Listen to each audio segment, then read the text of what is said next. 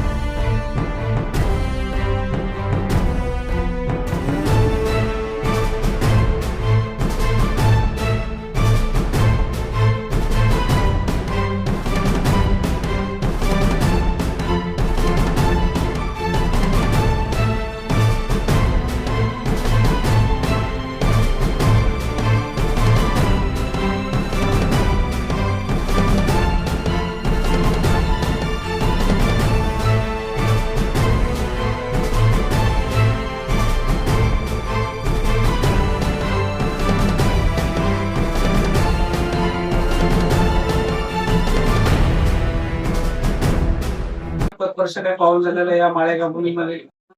आज यात्रेचा पहिला दिवस म्हणजे श्री खंडेरायाची पालखी पूर्ण यात्रा परिसरातून फिरून परत मंदिरात येते आणि ही यात्रेची सुरुवात असते.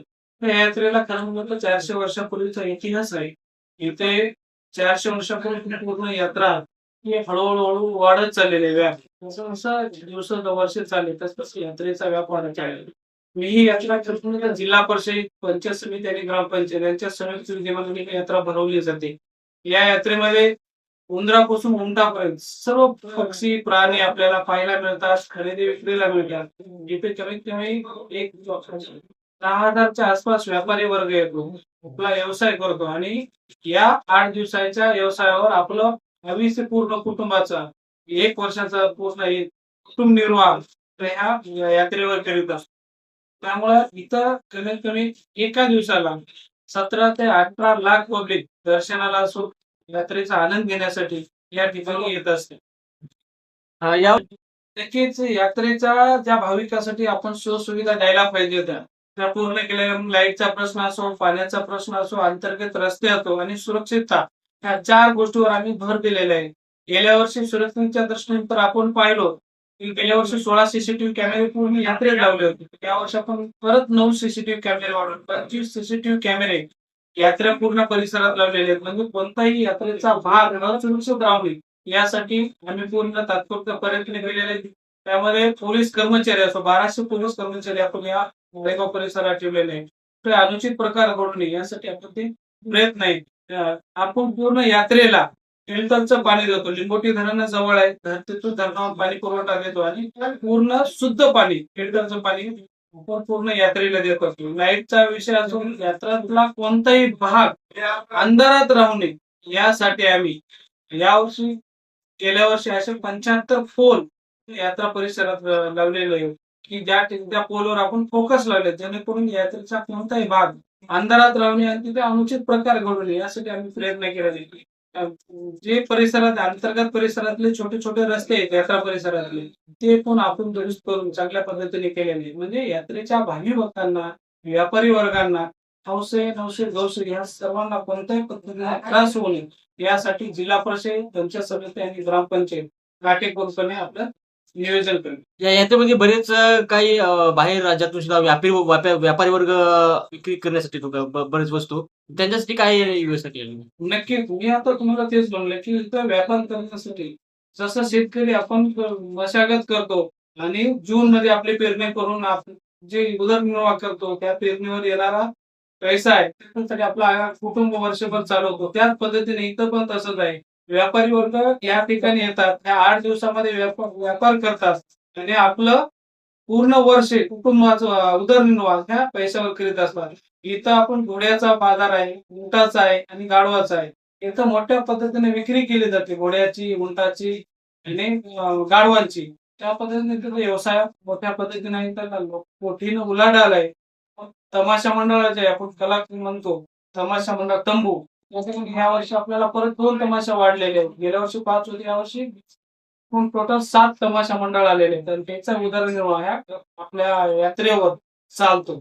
या यात्रेमध्ये भाविक भक्त आले त्यांना आपल्यातर्फे काय आवाहन करशाल तुम्ही? नक्कीच यात्रेचा खंडेरायाचं दर्शन घेऊन आपल्या खंडेरायाचे दर्शन घेऊन, पालखीचं दर्शन घेऊन आपली स्वतःची काळजी घ्या आणि यात्रेचा आनंद घ्या अशी सगळ्याला विनंती. मंदिर परिसरामध्ये भाविक भक्त दर्शनासाठी येतात. बरीच काही गर्दी होते. तर गर्दी टाळण्यासाठी मग काय उपाय योजना? नक्कीच व्हीआयपी दर्शनासाठी वेगळे लावून लावलेले आपण आणि साध्या दर्शनात सुद्धा आपण रांग लावलेला आहे. तिथं काटेकोरपणे सगळं नियोजन केलेलं आहे. ती रांग लागली तर आम्ही 2 हॉल आहेत मोठे, तिथं लाईन आहे आणि तिथे पोलीस कर्मचारी वगैरे आहेत. तिथं अनुचित प्रकार घडू नये म्हणून काटेकोरपणे पालन केलेलं आहे. ओके.